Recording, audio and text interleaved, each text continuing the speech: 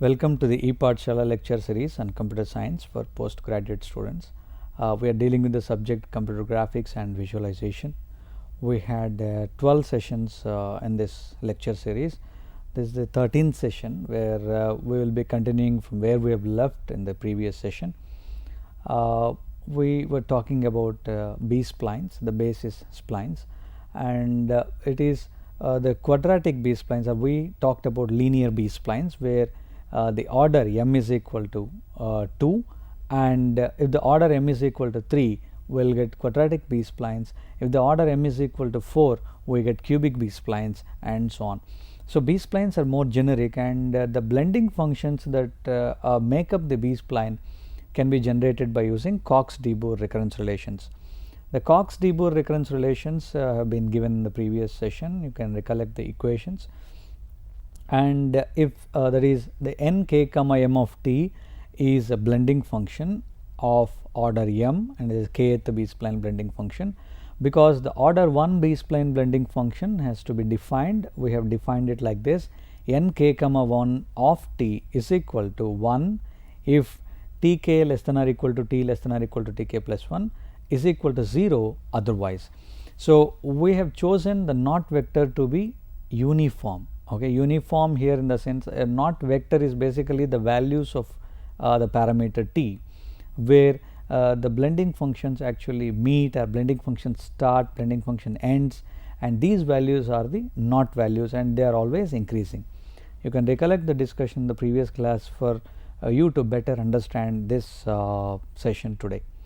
So let us continue with the next, that is quadratic B-splines where m is equal to 3. So let us do that, and later we will discuss the other types like the constructive solid geometry mechanisms, sweep representations, and fractals, and with that we will be concluding the 3D object representations part. So let us continue the discussion of splines with B-splines with the quadratic B-splines. So quadratic B-splines are built on again a uniform not vector where the not values t0, t1, t2, t3 are uniformly placed, and the m is 3. You should remember every B-spline blending function is associated with one control point. So for example, say in this slide here we have shown here in 4 colors, so that means we have assumed 4 control points. Each control point is associated with one blending function. That means p0 into n0 comma 3 of t, p1 n1 comma 3 of t, p2 n2 comma 3 of t, and so on. So n k comma 3, k is here 0, 1, 2, 3, and so on. As many control points, those many blending functions. Using the Cox-de-Boer recurrence relations for m is equal to 3, the first B-spline blending function n0 comma 3 of t can be derived with the equation of Cox-de-Boer recurrence relation. As we know from the recurrence relation that the recursive equation that a B-spline blending function of order 3 can be derived from 2 B-spline blending functions of order 2. So 3 minus 1, 3 minus 1. So using that we can formulate this equation. As we did with linear B-splines, we can take the first case where t is assumed to be between 0 and 1, and n0 comma 3 of t is equal to t squared by 2. As from this we can derive, you can do the derivation for yourself, take your time, and refer to the equations like the first order B-spline blending function equation and the Cox-de-Boer equations. You will be able to derive this. So when we derive this, we get nice flowing curves which are quadratic because the degree of the parameter is 2, and n0 comma 3 of t starts at 0 and ends at 3, n1 comma 3 of t starts at 1 and ends at 3, and so on. So from this we can formulate finally the n0 comma, the first B-spline blending function can be derived with the equations as shown here for various intervals of t, and n1 comma 3 of t, because it is shifted by 1 unit to the right as per the as per this diagram, n0 comma 3 of t starts at 0, ends at 3, n1 comma 3 of t starts at 1 and ends at 4 and has the same shape. So, what we can say is it is just shifted by 1 unit to the right. So, you do not have to do again a derivation as we did for n 0 comma 3 of t, rather we can instead we can replace t with t minus 1, you get wherever there is t, replace that with t minus 1, you get n 1 comma 3 of t equations. Similarly, if you want to get n 2 comma 3 of t, replace t with t minus 2 and you get equations, so and so on. So, you do not have to do a derivation further. So, if we see the properties of the B splines, as we had seen the properties of Bezier curves, similarly we have got properties of B splines. They are also well behaved, they also sum up to unity, the blending functions that define the B splines sum up to unity for every t, and they are more generic in nature. That means the knot vector, even if it is uniform knot vector that we have considered, we can derive Beziers from B spline. So, they are more generic, as we will see further in the properties. So, the first property says that the mth order B spline blending function is a piecewise polynomial function of order m and is smooth enough. So, the continuity levels that it shows is C m minus 2. If m is 4, it will show second order continuity, m is 5, it will show third order continuity, and so on. So, convex hull property is another important property which is similar to the Bezier curves, and the B spline curves also satisfy the same property. And the B spline blending function n k comma m of t starts at t k, that is n 0 comma 3 of t starts at 0, ends at 3 and so on. So, and ends at t k plus 1, ends at t k plus 1, that is n 0 comma 1 of t starts at t 0 and ends at t 1 and so on. So, its support is t k. Support here is the interval in which the function is non-zero. Okay. The range of the parameter t is divided among a total of L plus m knots. Here the number of knots can be calculated by L plus m as the number of knots. The order, one important observation, and one it should never happen that the order should never be less than the number of control points, or can be just equal, but should never, but it is always equal to or less than, sorry, it is always equal to or less than the number of control points. L plus 1 are the control points. The order should never exceed the number of control points. It should be, order here is if number of control points are 8, order can be 6 or 7 or whatever can be, but it can never exceed the number 8. So, each curve segment, an important point to understand the local control property, each curve segment is affected by m minus 1 control points. That means, if the order that we are using for the curves is say 3, that is we get quadratic curves, and we can observe that 2 control points will be affecting a curve segment, that is a section of the curve is affected by or is influenced by 2 control points. And another property, any one control point can affect the shape of almost m minus 1 curve sections. So, that means if the order is 3, a control point will affect 2 curve sections. So, that is its indication. So, it is important that a control point will not be affecting the whole of the curve. So, unlike the Beziers, here a control point will be affecting only a limited part of the curve. So, that is where we achieve local control. So, if we shift that control point, only that section influenced by this control point only gets altered. So, that is the meaning of it. And if standard knot vector is used, again we have a different new word here, standard knot vector. If standard knot vector is used, B splines will interpolate the first and last control points. So far B splines on uniform knot vector, if you remember, the uniform knot vector is where T0 is 0, T1 is 1, T2 is 2, the knots are uniformly spaced, while a standard knot vector is where there are multiple knots. When there are multiple knots, we get a standard knot vector. What is multiple knots? That means if at one knot value, if we have more than one knot value at a given position, we call it a multiple knot. What happens if there is a multiple knot? And you can refer to this slide now.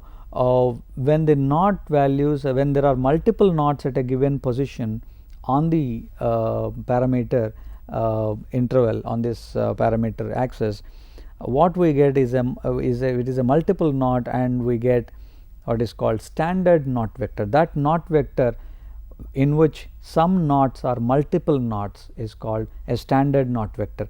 You see this here, T is a knot vector with multiple knots for 0 and multiple knots for 5, and there are no multiple knots for these 1, 2, 3, 4 are not multiple, they are ordinary knots. So 5 is a multiple knot of multiplicity 4, and 0 is a multiple knot of multiplicity 4, because the number of times that the knot repeats, the same knot repeats, is 4 times. So this discussion, I think you can refer to this, you will easily understand. The important point here is, if you use this standard knot vector, you can generate Bezier curves using the Cox-de-Boer recurrence relations on standard knot vector. If you use standard knot vector, and if you use that is Cox-de-Boer recurrence relations, what you get is actually Bezier curves, that is the Bezier blending functions. So we can further move to the next. With this we will be ending the splines part, and maybe we will be moving further to the next 3D object representation mechanisms, which are sweep representations, constructive solid geometry, and fractals. Let us see what is the sweep representation. A sweep is something like you can have translational sweep or rotation. How do you create a 3D object from a 2D object? That is the essence of it. So take a 2D object. What you can do is, imagine you have to create a hose pipe. What is that you do is take a circle. Circle is a 2D object, and define a path. Path is again 2D shape, that is you define a curve. So for the hose pipe, and if you trace the circle and along this path, what you get is a hose pipe like. So that is how we can create 3D objects using 2D objects. Similarly, that is called translational sweep. Translation is basically if you use an exact straight line. So if you want to create a tube like object, a perfect cylinder like object, take a circle and draw a direction perpendicular to the cylinder for some height, and you trace the shape of the circle till that height, what you get is a perfect cylinder. So that is translational sweep. A rotational sweep is where, imagine you have to create a torus like shape, or you have to create a bottle like shape. What is that you can do is, you can take a circle, or you can take the shape, like say for example you can take a shape like this, and you imagine an axis, rotate the shape about this axis. Axis is vertical, rotate the shape about the axis and rotate for 360 degrees, and what you get is rotational sweep, and the trace produced is actually a 3D object. So if you take a circle like 2D shape and rotate it about an axis, what you get is a torus like shape as shown here in the slide. If you want to get a bottle like shape, you can rotate the line, the boundary line of that, and rotate it about an axis for 360 degrees, and what you get is a bottle like. So that you can create such 3D shapes from 2D shapes. Again, another technique to create 3D objects or to represent them is constructive solid geometry, which is also called CSG, where we apply Boolean operations on regular standard objects and get complex objects. Like for example, Boolean operations are union, intersection, and subtraction. So A union B, A intersection B, and A minus B like things you can use. Intersection, union, subtraction. If you can look into the slide, there are nice shapes shown here. One is a cube, the other one is a sphere. The cube and sphere, when you have to say A minus B, you have the second shape. When you have A intersection B, you have the third shape. Okay. So you can see how various complex shapes can be produced by combining standard objects, 3D objects. That is what is called Boolean operations, and this technique is called constructive solid geometry technique. This is constructive solid geometry, and how do we implement this? How do we apply Boolean operations on constructive solid geometry? Based on this we can apply techniques like ray casting and ray tracing are the most fantastic techniques which can be used to implement constructive solid geometry. Ray casting is where we imagine that we have got a light source. Say for example, we got a light source. We have got, say, a series of objects, maybe a collection of objects in the 3D world. Imagine a plane onto which we want to actually apply this, that is identify the Boolean, intersection, union and so on. The Boolean operations are to be performed. So now we will be in ray casting, what we will be doing is we will be tracking, will be starting from what is called a pixel position, and we will be firing a ray perpendicular to the pixel position into the 3D world. It hits various objects and it emanates, because if they are transparent objects it emanates, if they are opaque objects it hits, and further it takes other directions and so on. But anyway, all the light finally, all these rays finally reach the light source. Imagine that there is a light source, and now many rays fall onto this, many rays spread in various directions, and not all these rays pass through this rectangular grid here as shown in the picture. As shown in the picture here, not all the rays from the light source pass through this grid. Only few light sources pass through this grid. So how do we know that which light sources pass through this grid? So what we do is, instead of starting from the light source and tracing a ray, will be starting from the grid here from one pixel position, and we will be tracking the ray in the reverse order towards the light source. That is what is the principle used in ray casting. So fire a ray from the pixel position, from every pixel position take the first pixel position and fire a ray, and then reach the light source, and by tracing the ray. So like this we can apply union, intersection. As you can see here in the second diagram, there are two objects, and when a ray is fired, it hits object, the first sphere at A and at B at two positions, and object 2 at C and D, and maybe you can now apply union, intersection, difference and so on. That is called constructive solid geometry. The next representation is quad-tree and octree representation for a solid object. So far we have talked about only surface modeling in splines, in mesh modeling. Now as you can recollect the discussion on the beginning of 3D object representations, we talked about solid modeling, that is how to model the inside of an object. So we can use a different representation for modeling the inside of the object. Like for example, if you take MRI scans, the 3D scans or MRI CT scans, where you not only take the outer shell of the human part, but also the inside of it, because some tumor is there, we have to identify, we model the inside of it also. So how to model the inside of it is using techniques like BSP tree or quad tree, oct tree, binary space partitioning trees and so on. So let us see how the data structure corresponds to an oct tree. Before that we can go to quad tree and understand. Quad tree is basically take a region of space, divide that into 4 quadrants, take a region of space, divide that into 4 quadrants, identify the homogeneous regions. If there is any non-homogeneous region, divide that further. So divide again that into 4 quadrants. So imagine if this, assume this 2 is the non-homogeneous region, divide this into again 4 quadrants. Again if you found that one of these quadrants is non-homogeneous, divide that further. So keep dividing further till all the regions are homogeneous. That is how a quad tree is represented, and this is the data structure. And the extension of it is oct tree, where each element is a voxel. Instead of pixel we use volume pixels. So volume pixels are, in short, it is voxels or volume pixels. And if you use a volume, again we follow the same analogy, that is consider a volume of space, not a region of space, consider a volume of space, divide this volume of space into octants, that is 8 portions or 8 pieces. So take a cube, 8 pieces, and find out all the non-homogeneous volume pieces, and they divide them further into 8 more pieces, and keep dividing them further into till the regions are homogeneous. That is one way of representation. One another way is BSP trees or binary space partitioning trees. These are examples for solid modeling.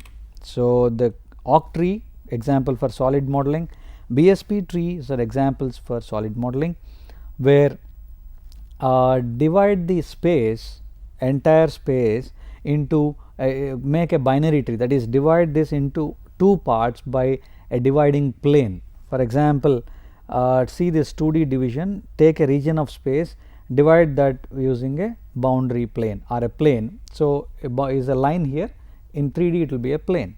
So, it divides the space A into B and C, and B is divided further into D and E, and that is how you form a binary tree here. The extension of that is in 3D, where the region of volume of space, that is this entire 3D space, is divided using a plane into two halves, and again inside that into two halves, and again each the volume into two halves, and you form a binary tree. It is called binary space partitioning is the method here. And lastly, fractals. Fractals are a peculiar because we wanted to model various objects in the world, but why do we have splines, why do we have meshes, why do we go for what is called CSG, why do we need to go for all these when we can do with get away with splines or NURBS, why do we go with all these is there are splines cannot model every object in the world, or some objects are such that we cannot just like that model, or maybe easily we can model with tools like meshes or splines or NURBS. We will have to go for tools like fractals. For example, fractals are fantastic to model trees or leaves of trees or trees, coastlines, clouds, terrains, and these are what fractals can be used to model. Fractals are procedural objects, unlike so that is you can repeat the procedure infinitely to get many objects. Fractals repeat themselves infinitely, and as I mentioned, you can use it for modeling terrain, plants, clouds, water, fur, and so on. Fractals are basically a copy of it, so that is the smaller parts of it look exactly similar to a bigger part. A smaller part, that is if you take an object, if you take the smallest part of it, its shape is exactly the same as the biggest part. That means we call it, they are called self similar fractals. The scaled, so a small part is actually a scaled down version of the big original complete whole. So, take the whole, reduce it in size. So, it is a small part is actually an exact replica of the whole. It is similar to forming taking many smaller shapes and giving the same shape as a big shape. So, that's how it is. One best example in the real life for a fractal object, all of us have seen that object. You can try to recollect any shape. So, all of us have seen this fractal object in our day to day life, that is your cauliflower. So, cauliflower is a vegetable. It's you cut it to any any size, any smaller size, the smallest piece still looks like the big cauliflower. It has the exact shape, but only it is a scaled down version of the original cauliflower. So, cauliflower is the best example for a fractal. Now, you can so that you can relate when we have discussions on fractals. Some of the nice shapes of fractals is that the dimension of fractal is one important thing that we can talk about. Lines have one dimension, areas have two dimensions, and volumes have three dimensions, but whereas fractal objects have dimensions like 1.5D and so on. So, fractals somewhere fall between 1D and 2D. So, their dimensions fall between 1 and 2. So, that is quite interesting. And examples of fractal is this. What is that you can do is take an initiator and take a generator. So, initiator is some initial shape like a triangle. What you can do is a generator, that is replace every straight line in the shape, initial shape, with make it into 4 parts, replace the middle part with a spike. See this here, take one line, divide that into 3 parts, replace the middle part with a spike, and whose edges have the same length as that of the other, that is the three parts we made it, okay, each part. So replace the middle part with a spike. So if you keep that is the first generation we call it, and now again repeat this infinitely. Say take every edge, divide that into three parts, replace the middle with a spike, and if we keep doing this is the second generation, and if we repeat the same procedure again and again, we get the third generation. Like this, to a surprise, if we keep doing this, then this and this, the length of the fractal will be increasing enormously in dimension, but its space will remain fixed. That is, the region to which it is contained in remains fixed. So it won't go beyond. Its length keeps increasing, but still its dimension or its area of a spread, its spread remains constrained to one small region. That's the beauty of fractals. This is an ice flake. The shape is called an ice flake. This is called Koch curve. So famous scientist Koch has a Koch curve, which is a snowflake. It's a snowflake curve. So fractals are so fantastic in modeling clouds, terrains, and so on. So with that, we come to the end of the discussion, and with particle systems is one thing that is used to model particles like fire, like raindrops, like fog, mist, and so on. So explosions and so on. So with that, we come to the end of the discussion on object representations using we started with mesh models, then we continued with splines, then we discussed about CSG using constructive solid geometry. We have used fractals, we have seen fractals, we have used sweep representations, we have used octrees and BSP trees. So a lot of discussion is there in many books, and you can read more into books, so for more understanding. For further, if you want to know, you can do this. This is with this we come to the end of this discussion on 3D object representations. Thank you.